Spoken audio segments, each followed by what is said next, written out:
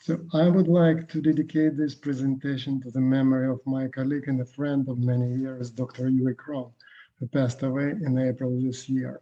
He was a long-time member of the Society for Scientific Exploration and delivered multiple reports at SSC conferences about the research he had conducted using the approach he invented, vital force technology.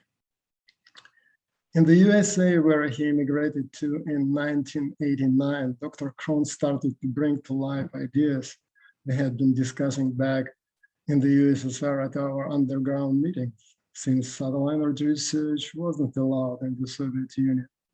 Specifically, the idea that we live in a vibrational world, that if you know how to deliver particular vibrations to a human body, it would bring about different kinds of beneficial effects for a person's well-being.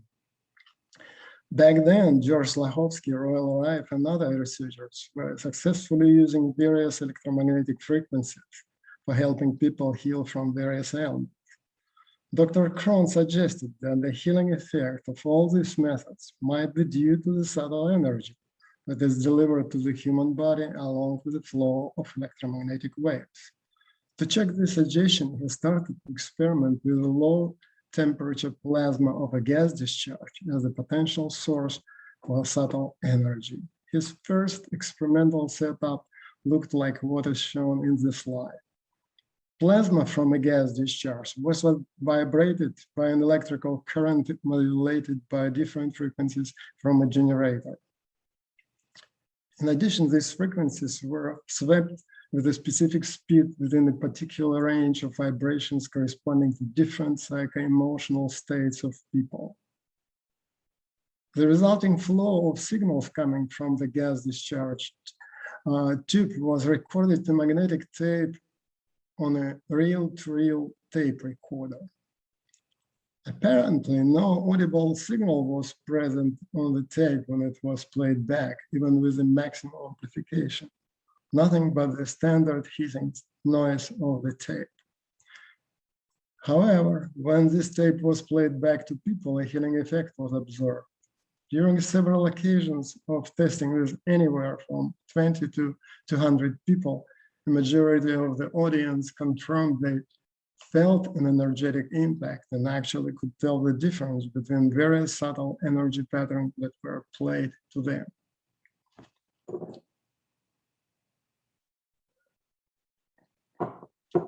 In his continuing experiments with different combinations of frequencies, Dr. Krohn discovered several subtle energy patterns, especially beneficial for a person's health. He found that if he modulated the gas discharge with the frequencies corresponding to the electron transition from one energy level of an atom to another, referring to the spectroscopic signature of the atom, it was possible to create a unique subtle energy pattern specific to a given atom. He named this subtle energy pattern as a phantom atom, since free atoms don't exist in nature. When this pattern was played back to people, they reported about a variety of therapeutic effects they experienced. For example, when Dr. Krohn experimented with a subtle energy pattern of lithium, he discovered it worked as an anti-manic agent with none of the toxic effects it usually demonstrates. Similarly, an electronic signature of germanium helped to boost the immune system the way prescribed doses of germanium would work. Along these same lines, Dr. Krohn found that a subtle energy pattern generated by the gas discharge, modulated with the Schumann resonance frequency, helped counteract some of the harmful influences of electromagnetic radiation. Experiments with the quantitative electroencephalography demonstrated that the Schumann resonance subtle energy pattern applied to a cell phone prevents overexcitation of the brain when it exposed to electromagnetic radiation emitted by the phone. At this stage of his research, Dr. Krohn switched the experimental setup from one based on a gas discharge tube and a tape recorder that you saw in the first slide to a much more sensitive and sophisticated digital recording. The new setup allowed him to capture subtle energy patterns emitted from practically any physical object, including gemstones, plants, pharmaceutical drugs, etc. This breakthrough brought forward the necessity of further shielding his experiments from any ambient environmental noise, since he learned the ambience was influencing the result of the recording. With this shielding, Dr. Krohn was able to capture subtle energy patterns of human prayers and even the intent of healers during their healing sessions. Having all these patterns in his possession, he started to put them together in an attempt to synergistically enhance their beneficial actions. This way, the combination of subtle energy patterns taken from a variety of CBD-rich strains of marijuana was found to work extraordinarily well as a pain-relieving formula that ultimately became a base for a highly effective pain-relieving cream. As the experimental research showed, Dr. Krohn had found a way of capturing the subtle energy patterns of objects, and by subsequently projecting these patterns onto another object, provided the latter with the subtle energy qualities of the former. At this time, he didn't have any equipment that would allow him to measure or qualify the characteristics of these patterns or even compare two different ones. The only helpful assistance he found that could help determine the unique characteristics of each subtle energy pattern was gifted people he knew are able to see the so-called human aura. It occurred to Dr. Krohn that the ability to see auras with great consistency and in deep, precise detail gives these people a capacity to observe the energy informational pattern around objects processed using subtle energy technology. The question we all asked was, can we experimentally demonstrate any measurable changes in an object treated with a subtle energy pattern? To address this question, Dr. Krohn utilized Raman spectroscopy as a detection tool to measure pure water processed by his technology. The experiment, conducted in collaboration with Professor Rustam Roy at Pennsylvania State University, showed the spectrum of water had changed significantly. In this slide, you see the samples of the same spring water processed with different subtle energy patterns return different spectrum behavior. It is suggested this change in Raman spectrograms is due to water structuring into clusters that are bonded together much stronger than we usually observe in pure water. The change in structuring depends on the subtle energy profile.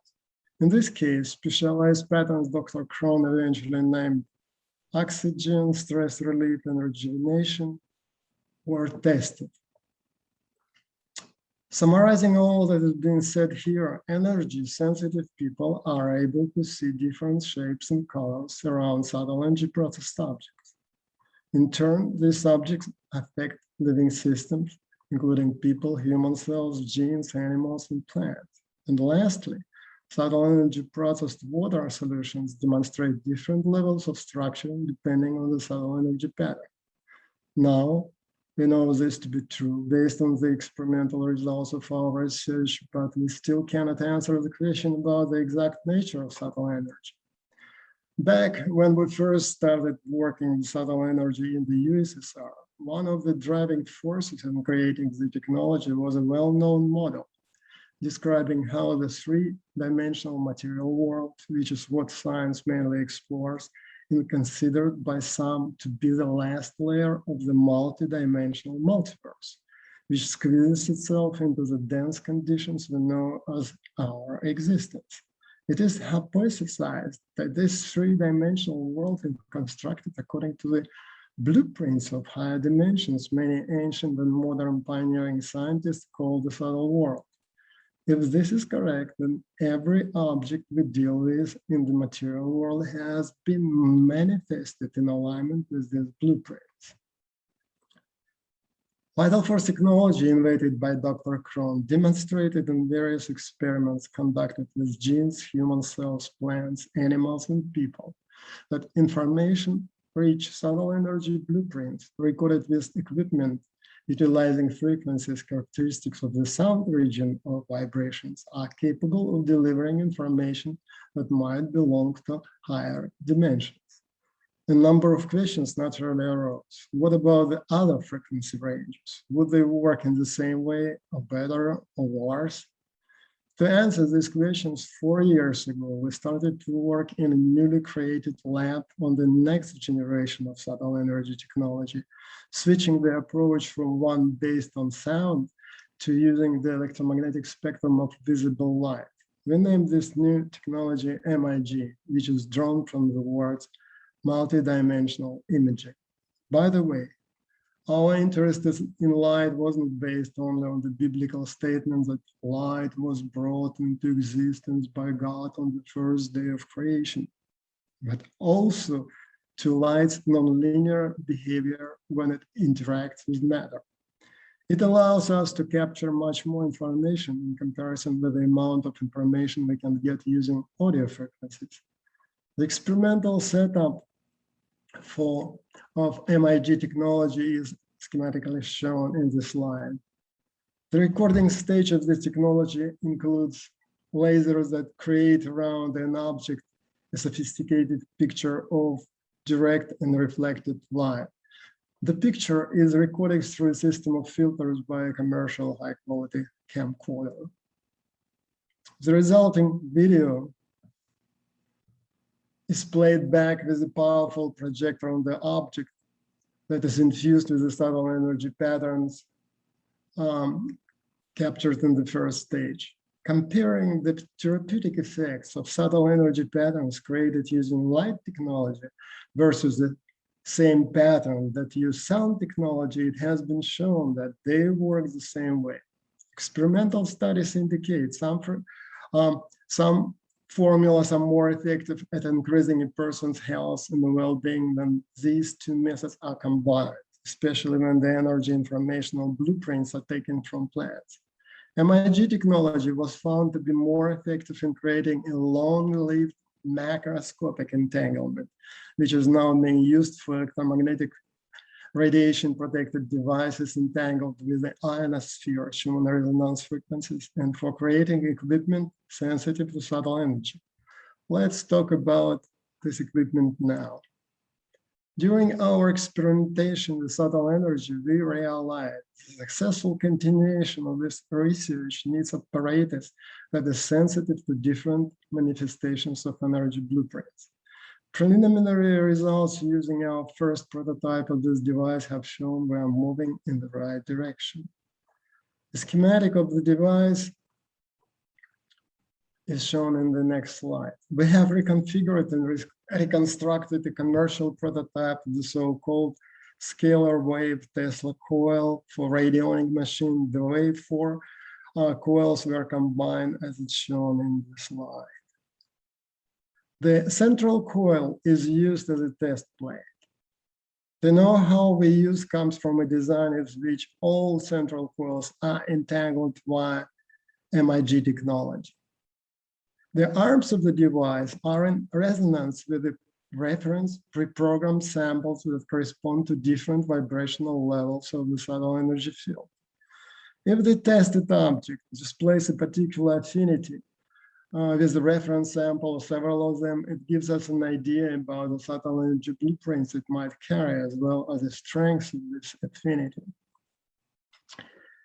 It would be good to point out that a substantial number of the pre-programmed samples carrying subtle energy patterns created during the research and development stage of MIG's technology allowed us to create a library of the testing objects with their known characteristics.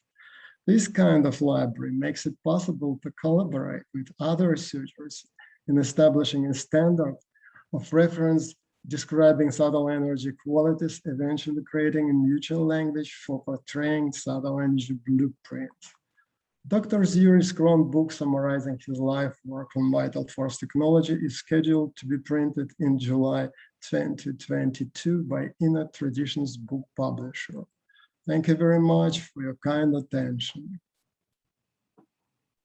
Yes, thank you. Any questions coming up? There was a lot in there, packed in there.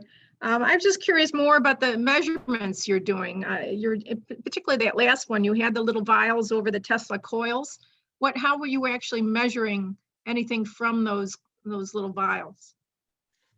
Um, the device you've seen is just last resort what we had found before during the 20 years of research, because during these 20 years of working with subtle energy, we had different samples in the same vials, which would reflect a prayer, energy of the healer, energy of a particular gemstone, with the characteristics which are known to people for many years, like describing in terms of Chinese energy channels or elements or chakras influences or colors of the aura, and a lot of parameters.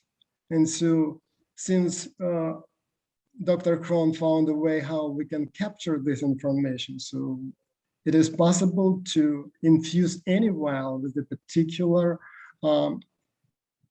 energy imprint, which we use as a reference point. For example, we have some energy, we would like to know how it influences human chakra. So we have an energy of the crown chakra and root chakra. And these samples shows affinity to root chakra. So we make a conclusion that that particular profiles is targeting a root chakra. Thank you. There's another question asking about COVID. Anything, particularly curcumin, the turmeric, whether it has an energy that can help with treating COVID infections, virus infection? To some extent, yes, but I didn't want to touch this medicinal part of our work. But we have in our library energies which will boost your immune system in general, so giving it this additional force to fight any infection, including viral infection. And so in COVID, just part of this big number of infections we can catch. Okay, thank you. And then also another question is about you use how does using lights, such as with a video camera, to transfer subtle energy compared to using a plasma to do it? How does the light compare to plasma to transferring the subtle energy?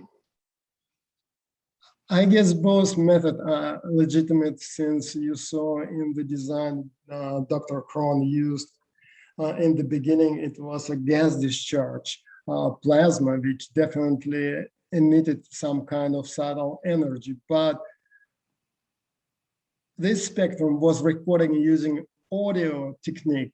So what we used here, we used another part of the spectrum for recording, because it was the question. But I guess there are many different methods how you can emit subtle energy and record it. The difficulty is how you then check how they work. That's why our suggestion is to create a library in mutual language for that. Okay.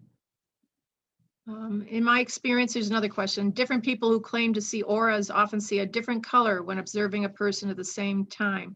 Can you explain how different aura readers see something differently at the same time? It depends on persons. So as you said, so they see it differently. Actually, it's one of the difficulties to work with these people.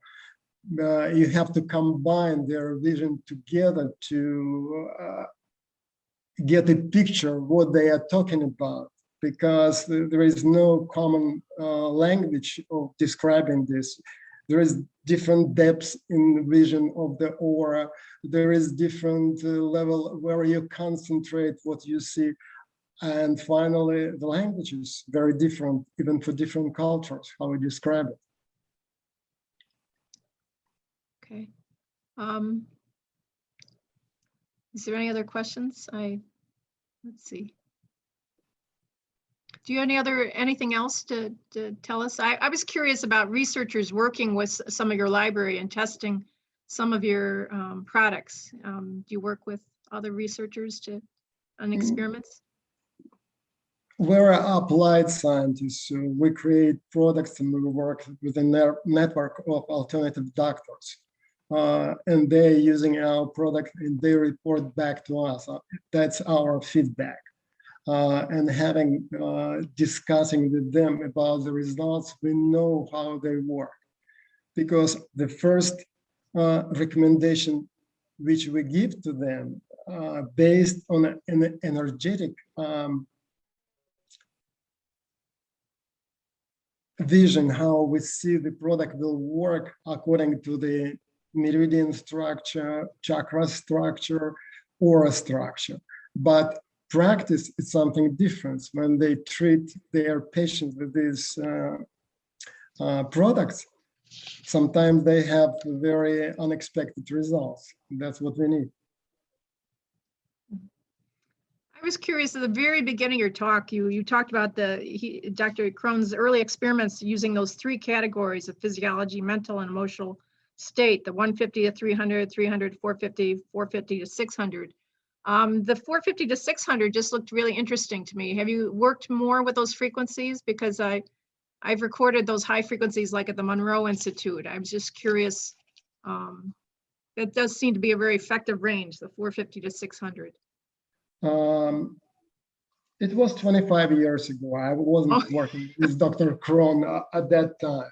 And what he found that these ranges, they will repeat itself if you multiply this frequency by 2, like octaves in the musical instrument.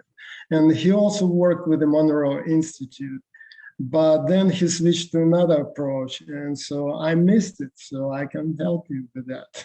Oh, okay. Well, thank you. Yeah, because those frequencies were interesting because you were into some of the frequencies we record with magnetic fields. So what's next in your research? What other things do you have planned? As I said at the end of my presentation, so we are concentrated on the device because the device we can work with other researchers and discuss what they got comparing to some samples, not like some event which you have to describe in many different terms and still not understanding what we're both talking about. So that's our main goal now. But since we have a library of other energetic stuff, so we're trying to help people as much as we can. It looked like you were using a similar technology to what some people are using to display the aura around human beings. Have you looked at that sort of technology to show the aura for people like physicians to look at? You mean like GDB camera? Yes, or something yes, like but yes, discharge device. Portable. Yeah, portable. Yeah. Yeah, we worked with that, but we found that they are not reliable. Not reliable. Okay. That's good to know. All right. Yeah. All right. Probably because everyone's different, right? That's true. Okay. So any advice for researchers going into this field? Have you got any, because you can't record everything, right? You can't, your library, or do you think there's a limit to how many things you need in your library to really affect the health of a human being? What's your thoughts about just all the energy patterns? How many energy patterns? We can record anything which is projected into this three-dimensional world. But you see, since this multidimensional world is much higher than we can even comprehend, so we're far away from all possibilities. But what we can do, that's enough to do a lot of very helpful things. But what's interesting is you're finding correspondences, which really gets back into the old esoteric literature of correspondences of energy with different things like the chakras and maybe particular colors, right? I mean, you're finding and then maybe a flower was associated with particular chakra. And is this true? I mean, you're finding correspondences, connections between the same similar subtle energy patterns between very different, like a mineral with a particular chakra. Is this true? Or yeah, that is true, because, for example, if we have an energy of the heart chakra infused in these trace minerals, and we will put some drops into the glass of water of a heart chakra, and somebody would need additional boost to heart chakra, the person would immediately feel it. And if you use a sensitive person who sees colors of the chakra, the person, the psychic person, will report that the change had happened. Yeah, so it's fascinating. You're sort of discovering sort of the basis for the esoteric literature of correspondences. So Actually, we began from that back there in the Soviet Union. Not to forget, it was forbidden. This literature, not supporting the communist doctrine, was forbidden. yes, I It was imagine. difficult to get these books. Yes, yeah. Any other questions out there? I know there's people who are interested in technology. Your heart chakra story. Yeah.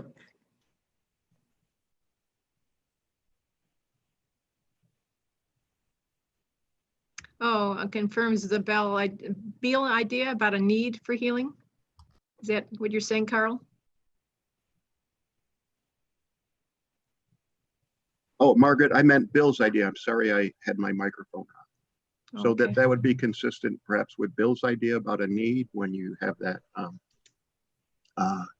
when you put that mineral on top of the heart chakra. Yeah, I think so. Olga, could you put your in the chat, please? Could you write your question in the chat? Yes, I wrote a question mark but it was mistake. I directly to Dr. Nazarov. Are you familiar with the work of Eric Thompson, Subtle Energy Technologies? He's very productive man of recording different types of subtle energy situations. Are you familiar with this? I heard about it, and so actually during all these years of our research, we were trying to make ourselves familiar with any research in this area, but we were going our way, these researchers going their way, and so, as I said, subtle energy can manifest itself in so many ways that any researcher has the right to claim that that approach works better than the other's approach. But we do what we do, and so I just presented the work Yury Kronn had been doing all his life, and that it will be published in his book next year. And I just invite everyone to create a common language in describing what we observe, what we do. I totally agree that we need a vocabulary, a mutual vocabulary. It's a big problem. And Lauren said about in his conducting of presentation about changing word energy into information. Would be not a bad idea, because energy is information, and maybe it will be not that confusing with other names. But I brought up Eric Thompson only because you said that you want to collaborate, you're planning to look at other researchers. This is why I brought Eric Thompson name. He looks interesting. Olga, may I interrupt? Yes. There's obviously a lot more to discuss on this topic, and we're going to move on to the next presentation, but Igor will be back in this room when we go on our break a little bit later. So I hope you can continue the discussion at that point. Oh, thank you so much, John. What time? It will be, our break it will be 12 o'clock Eastern time that we will go on break. And so hopefully Igor can join us back in the room at that time. Yeah, it will be 9 o'clock here. Okay, thank you very much. Yeah, I have one more thing to say. Someone wanted to know, is there like a mailing list to hear about when the book is published? Is it on Energy Tools? Is there a mailing list that they can? Yeah, I've got a confirmation that. Okay, so people can go to Energy Tools International website and get on the mailing list for the book. Yeah. Yeah, Vital Force Technology. Thank you. Thank you.